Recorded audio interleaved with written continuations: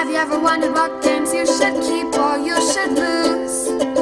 Find out here at Purge Reviews. Get Off My Land was a board game I was rather excited about. This is one that I thought looked really cool, the artwork was really great, and the components looked really good. And of course it's a Kickstarter game, so you're not really sure about the game itself when it arrives. Unfortunately, maybe I should have done a little bit more research, as this is really a take-that game. It's all about playing the cards to attack the others or to protect yourself from being attacked. And once per turn around, you can build fences, and those fences are super powerful and needed because you can't activate buildings without them. So you really have to enclose what you're trying to do. Now this game did the cardinal sin of board gaming, which is it was not fun. I never felt like I was having fun. I didn't like building something up just to have somebody trash it because they had a lucky card to do so. And maybe I could have played something if I happened to have that card, but I didn't randomly draw that card, so I wasn't able to protect my investment. And that was just happening over and over and over again, to the fact I was like, why are we even doing this? I'm wasting turns building something up just for somebody to tear it down. We could have just cut that out of the game and been back at the square one that we were at. So I wasn't really having a lot of good time with it.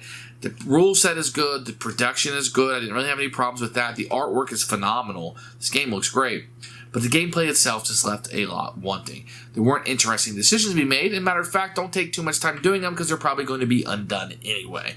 And it just creates a level of frustration when you actually want a level building of tension. You want people to want to creep to the end, where I just wanted this to be over with, which is a completely different feeling than what I was going for when I first put this down on the table and was excited to play for it. So this game is one of my big disappointments. It did not work for me whatsoever, and unfortunately it will be a purge for us.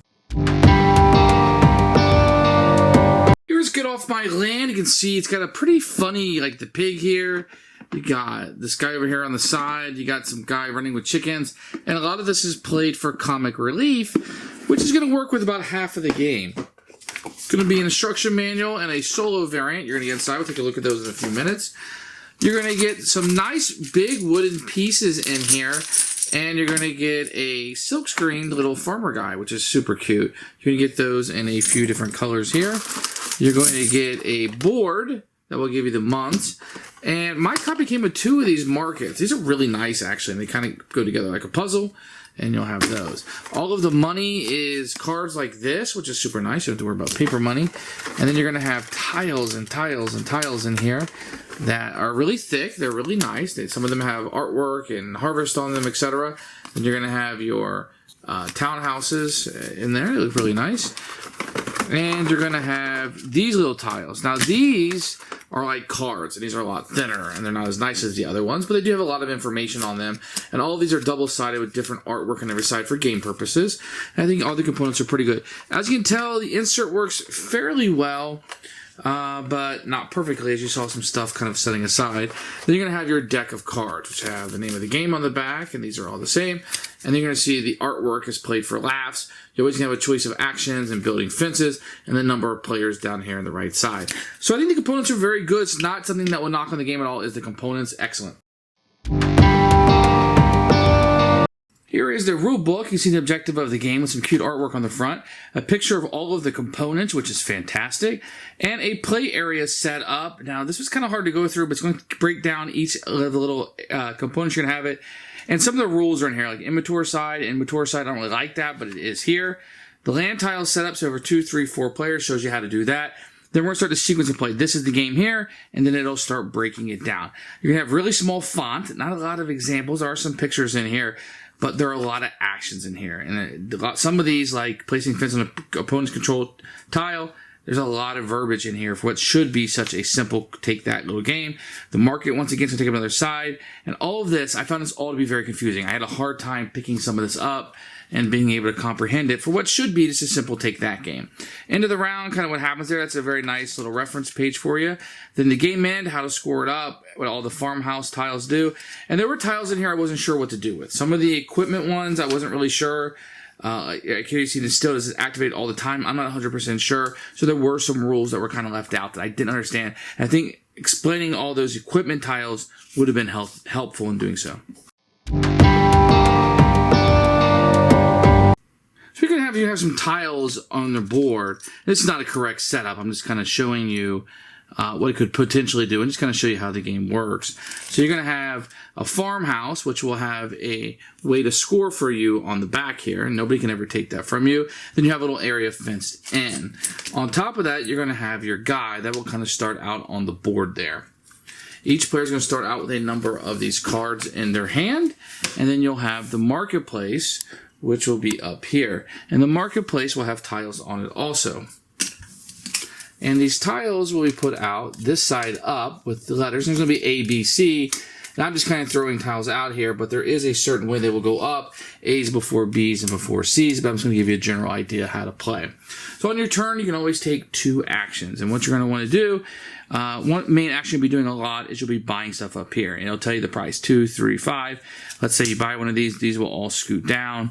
And then a new one will come out here on the end, and you'll be able to refill that, and that's kind of how that'll go. So when you buy this, you pay the amount of money listed here, and it gets put inside something that's already cleared off. So I can't put it on top of woods. It has to go somewhere. And naturally, you usually want to put it where you're going to be, where you're going to have it fenced in. You don't have to, but that means I control it, and now I can get this. And what these cards are going to give me is beginning of each round, I'm going to get this for $2 each round, or if I wanted to harvest it, I could flip it over and just get to $6 right now. Ducks do not eat crops, and there's a little bit of a bonus down here if you have that inside of it. So that's another action you could do, is I could harvest it, get my $6, and just flip it over. I could also play a card here, and what these cards will do, they always have an or on it where I could put out some fences. This will let me put 2 fences out, so it'll put me 3. So I could play that card. Now, putting the fences out is something you can only do once per turn, but say I wanted to build a fence here, I could put out 3 of those based on the card that I played. Say I played this one, it allows me to put 3 fences out. Now I control this other area over here.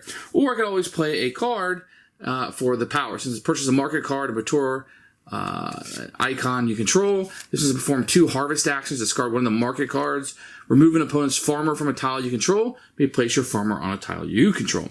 That's another thing you can do. So if somebody wanted to come in, they could come in and just put themselves on top of one of my buildings, and now they control it, and we'll get the income for that every round. So you have to kick them out.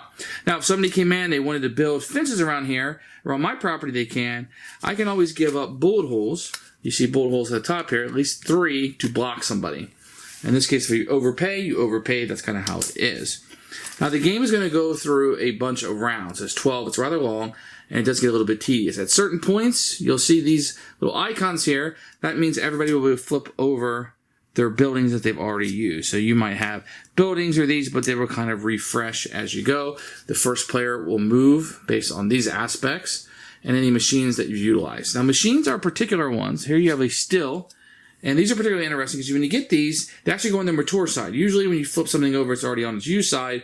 You have to wait to use it. Except for these equipment, you're allowed to use these immediately. And you can put those down and they're ready to use. So that's a little bit of an overview. There's a lot of take that. A lot of these cards that you're going to be generating and getting, you're going to be able to use that to attack others.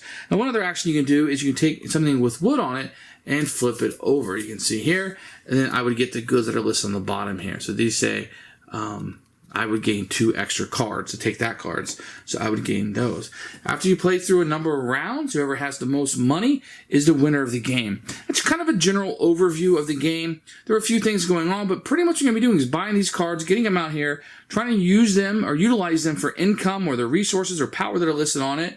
At the same time, attacking your opponents with these cards and building fences that try to stick and steal their territory that they have. And if you end up with the most money after the number of rounds, you are the winner of the game. Who should buy this game?